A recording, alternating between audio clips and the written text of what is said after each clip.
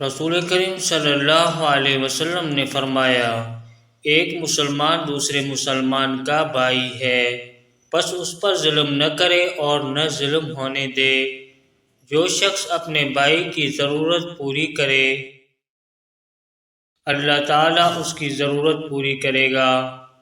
جو شخص کسی مسلمان کی ایک مصیبت کو دور کرے، اللہ تعالیٰ اس کی قیامت کی مصیبتوں میں سے ایک بڑی مصیبت کو دور فرمائے گا۔ اور جو شخص کسی مسلمان کے عیب کو چھپائے، اللہ تعالیٰ قیامت میں اس کے عیب چھپائے گا۔ صحیح البخاری، حدیث نمبر 2442۔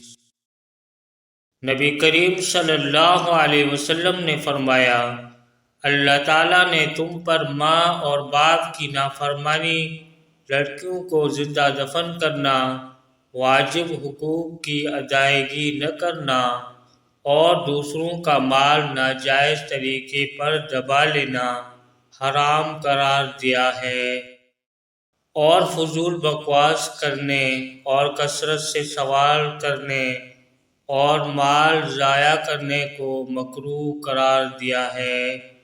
صحیح البخاری، حدیث نمبر 2408۔